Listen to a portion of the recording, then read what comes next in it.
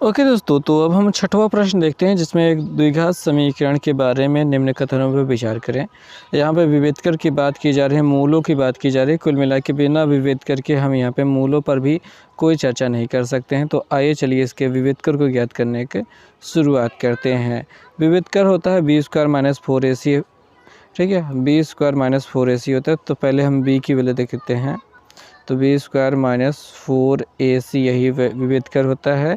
B जो है वो -4 है, तो -4 का वर्ग हो जाएगा, -4 लग जाएगा। ए मतलब 2 होता है और सी मतलब 3 होता है। तो यहाँ पे -4 का वर्ग करेंगे तो 4 चौक 16 प्लस 16 हो जाएगा और ये माइनस लग जाएगा। ये 4 दूनी 8 3 24 यानी कि 24 मिल जाएगा।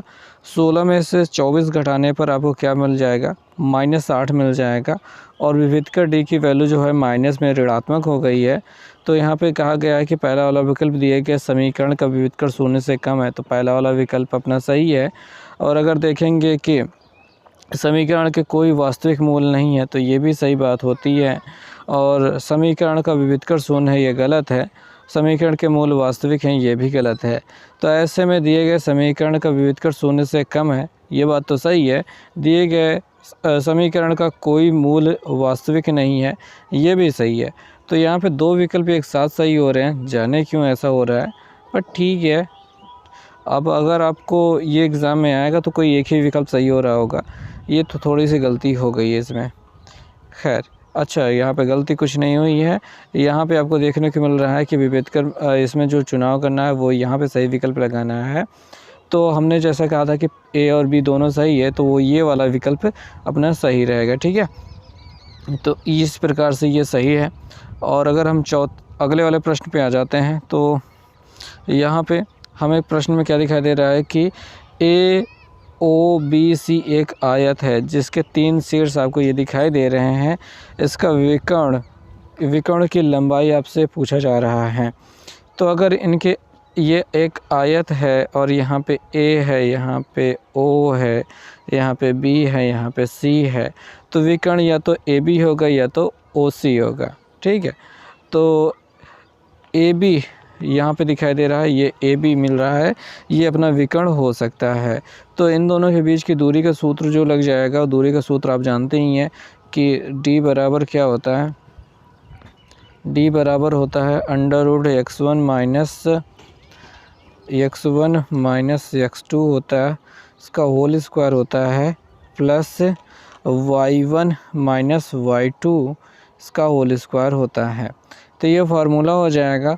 अगर हम ए बी निकालना चाहते हैं तो हमारे पास ए बराबर 0.3 है, यानी 0 माइनस 5 होल स्क्वायर होने वाला है। यहाँ पे फार्मूले में अगर हम रखेंगे तो 0 माइनस 5 होल स्क्वायर, 0 माइनस 5 करेंगे तो आपको -5 ही वो मिलेगा।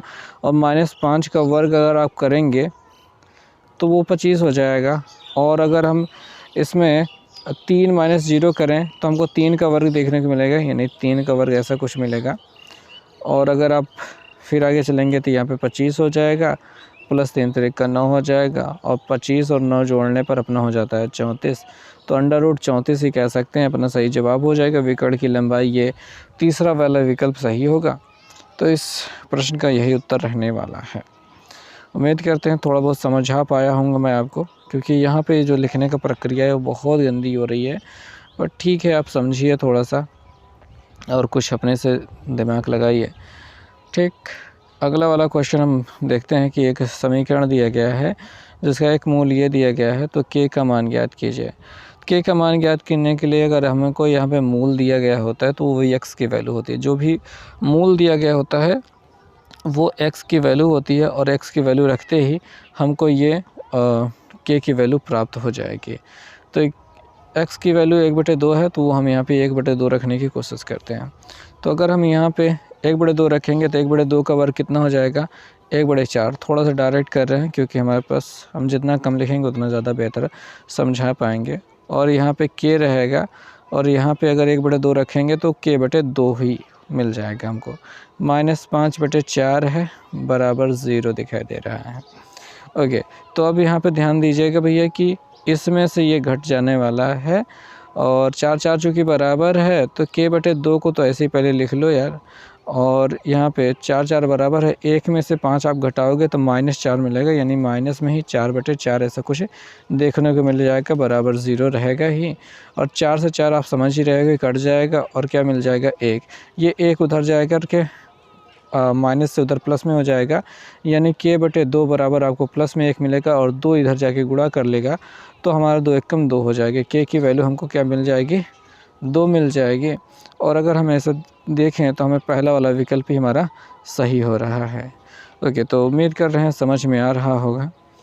और 9वें प्रश्न पे हम आ चुके हैं, जिसमें हमसे कहा गया है, एक प्रश्न है कि दो त्रिभुज समरूप होते हैं। 2 त्रिभुज कब समरूप होते हैं? जब उनके संगत कोण बराबर होते हैं, तो ये सही बात है। जब उनकी संगत भुजाएं एक ही अनुपात में होती हैं तो ये भी सही बात है। तो ऐसा कहा जाए तो हम यहाँ पे कहेंगे तीसरा वाला विकल्प अपना ज़्यादा सही है, उपर्युक्त दोनों, तो ये वाला सही रहता है। ओके, तो इस प्रश्न का हल हो जाने के बाद आ जाते हैं इस प्रश्न पे 10वां वाला प्रश्न, जहाँ पे एक समकोण त्रिभुज दिखाई दे रहा है, जहाँ पे C पे 90 अंश बना है, AC बराबर 3 सेंटीमीटर और BC बराबर 4 सेंटीमीटर दिया गया है। तो C से जाने वाली माध्यिका की माप आपसे पूछा जा रहा है। तो ये तो बहुत ही ख़तरनाक सवाल है, लेकिन हाँ लकी हो जाएगा, बहुत आसानी से भी हो जाएगा। तो मैं एक चित्र बनाने की कोशिश कर रहा हूँ। तो यहाँ पे C पर 90 अंश हो जाएगा, यहाँ पे A डाल देते हैं, यहाँ पे B डाल देते हैं और C पे 90 हो गया। AC बराबर 3 है तो यहाँ पे 3 सेंटीमीटर हो गया है और ये BC बराबर 4 है तो BC बराबर 4 हो गया है। पाइथागोरस प्रमेय लगाते हैं तो आपको पता है कि यहाँ पे 5 मिलता है, पक्की बात है। अब एक माध्यिका डालनी है जो C से लंब डालनी है, सर माध्यिका डालनी है क्या, C से जाने वाली माध्यिका की माप बतानी है। ओके, माध्यिका, ये माध्यिका हो गई है। माध्यिका मतलब दोनों भागों को बराबर भागों में इसे बांटने वाली कोई रेखा होती है, इसको माध्यिका कहते हैं।